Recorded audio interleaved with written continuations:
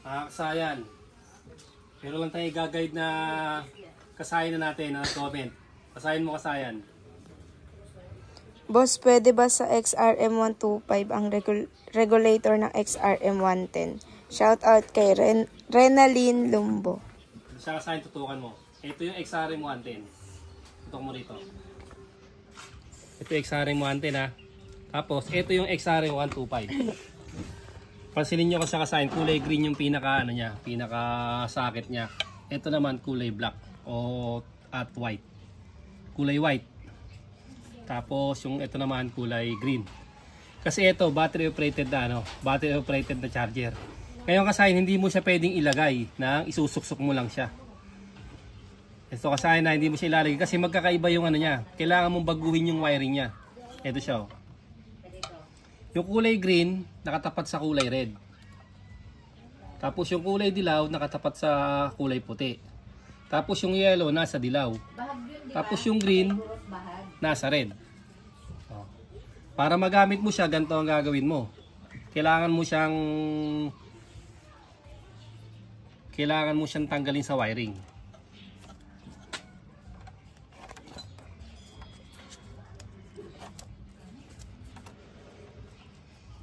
Kaya mas maganda yung ganito kasi magtitira kayo para alam niyo yung mga ano, yung papuntang charger, yung color coding na susundan.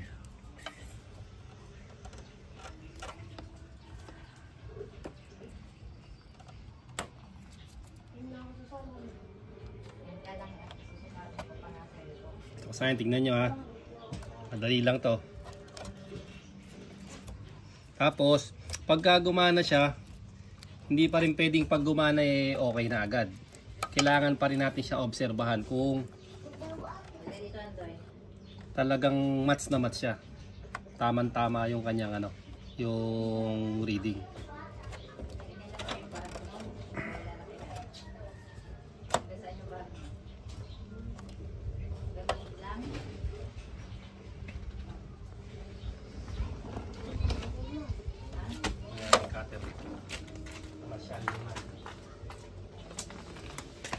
Siya kasi no.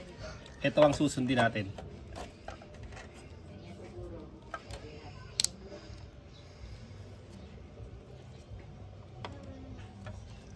Natin palangkatin, baka magdikit yung positive at negative, baka magdikit. Paputokan tayo ng fuse. Siya kasi na. Ito yun yung wire niya. Ito naman yung sa XRM110.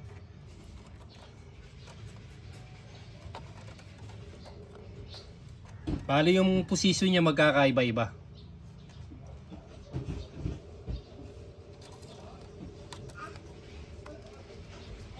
Ang gagamitin nyo lang kasayan dito yung original ha. Kasi kadalasan ng mga replacement sablay. Ang sakit yon overcharging. Nangyayari ito sa TMX 155, sa Mio, sa Wave 100, SYM bonus. Ito yung mga nagiging sakit pag nasisira yung original na charger. Huwag yung pagdidikitin tong red tsaka yung ano, yung green.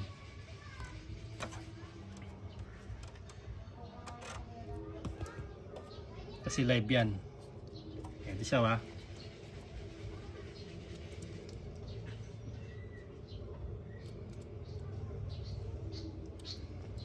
Ito na ngayon susundin nyo na color coding. Magkakaiba siya ha. Pansinin nyo ha. Magkaiba. Hindi pa pwedeng tatanggalin nyo rito, susuksok nyo, mali yun.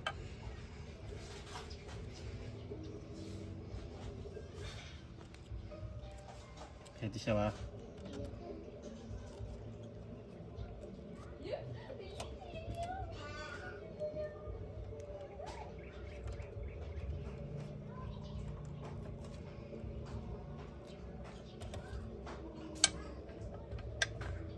Ngayon kung XRM125 naman ilalagay mo sa XRM110, ganun din. Ganito rin ang gagawin nyo.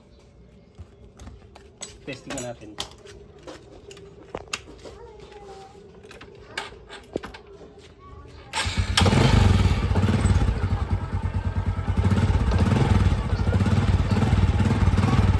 Diba?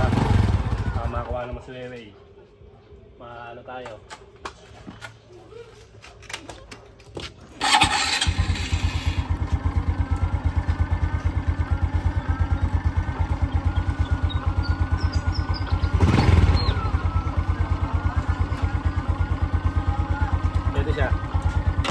Lagay lang natin sa ano sa 20.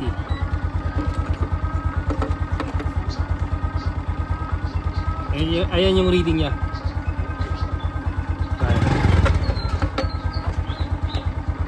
Ayan mga yung reading niya. Labo yata. Labo ba?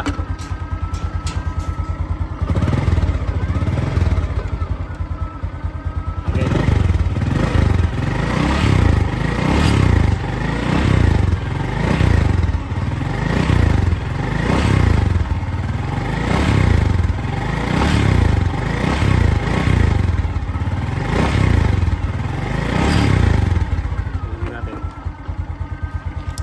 Ay, sa kabila.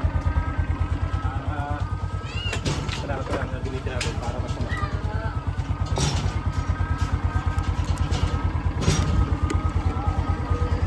$13.2.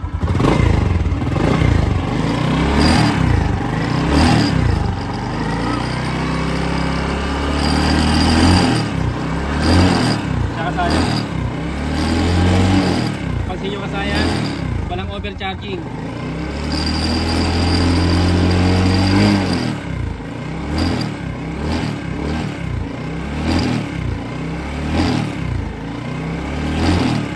Pwede kasayan yung ano.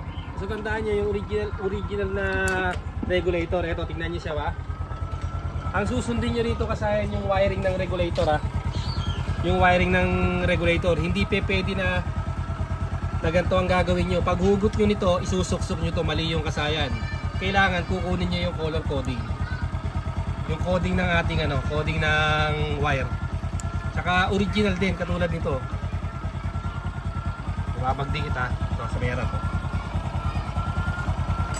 Ito kami yung ano, tatak niya. Tapos ito, pareha sila ng ano. Malabo na yun kasi. Huwag nyo kasi sundin ha, yung wiring ang susundin nyo ba. Yung wiring ng ito, katulad din ng CDI. Yung CDI ang susundin nyo, huwag yung ano, huwag yung wire harness. Okay na okay siya kasayan ha. Hindi siya nag-overcharging kasi original tong ano na to. Original yung pinaka ano niya. Original yung pinaka regulator.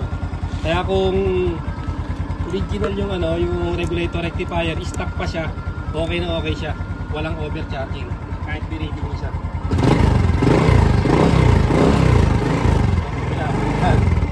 Ito baka hindi lang siya makita. Kaya nakasahin ha. Nag-charge pa lalo.